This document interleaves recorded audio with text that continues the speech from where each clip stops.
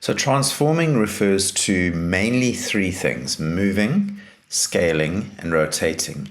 Now, Illustrator has many different approaches to performing those different transformations. I'm just going to deal with the very basics here.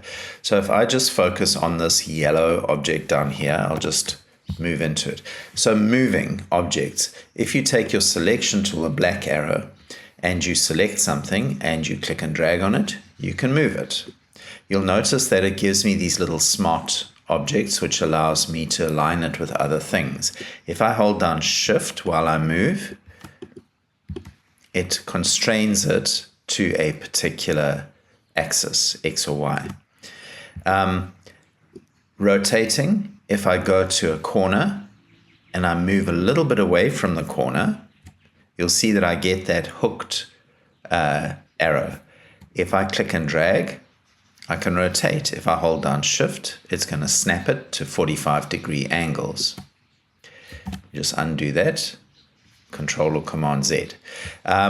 If I want to scale something, I can go to a corner and hold down Shift and drag towards the middle to make it smaller, drag away from the middle to make it bigger. If I do not hold down Shift, I can distort it and squish and squash it. So Shift is going to constrain the proportions. If I go to an edge and hold down Shift, it's still going to do the same thing. If I let go of Shift, it's going to squish. Now, an important thing to remember is when you are performing a scale operation, holding Shift to constrain proportions, always let go of your mouse first, or your trackpad. Always let go of that first before you let go of Shift, and then you will get the operation you want.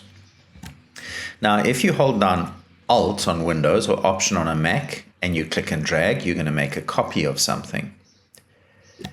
And if you want to repeat an action, so if I'm going to make this smaller, so Shift and drag a corner, and then I'm going to hold down Alt or Option and make a copy.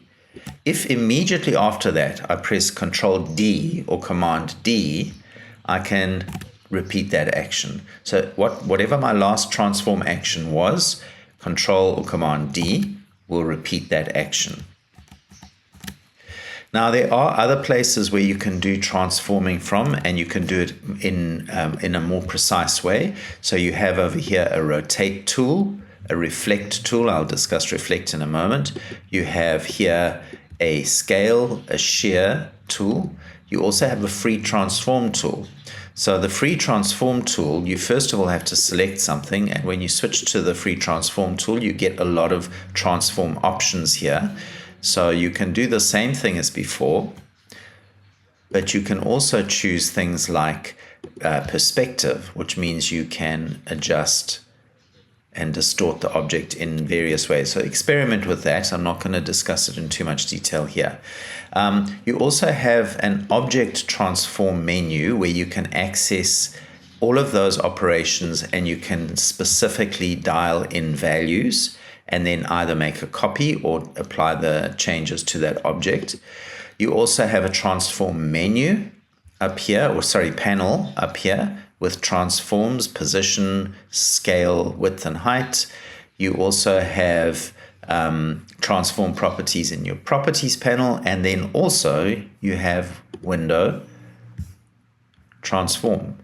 So I don't know how many that is, 5 different places that you can perform transform. So you find one that works best for you. And then one more thing I want to show is if you have something that has, for example, a particular stroke on it, and you scale it. So I'm going to drag this to scale it.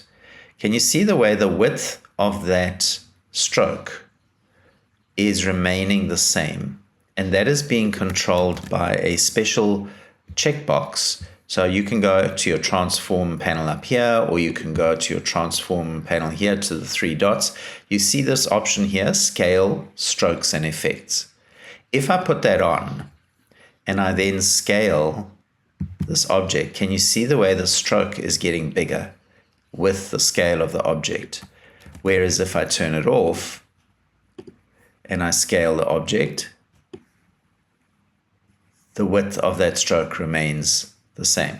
So it depends on what you need, but just remember that if your stroke looks weird after you've scaled something, most likely you need to put that checkbox on. I'm just inserting this bit at the end because I forgot to discuss reflecting. So let's have a quick look at that.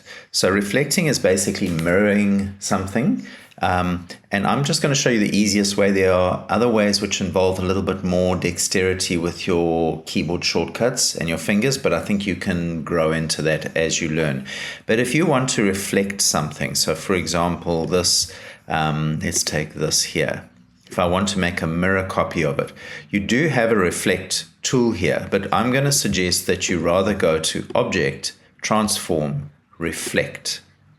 And you'll see that it reflects it on the x-axis vertically or horizontally.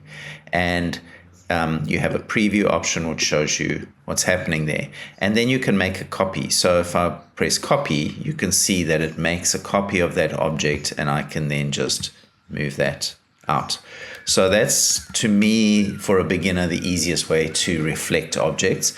Just to give you a quick sample of a more advanced approach, if I use the reflect tool and I click where I want it to reflect around, and then I drag, you can see that it makes a reflection of the object around that point. If I want to make a copy, I can hold down Option or Alt to make a copy. But that's takes a little bit of practice. So if you're a beginner, rather just use Object, Transform, Reflect.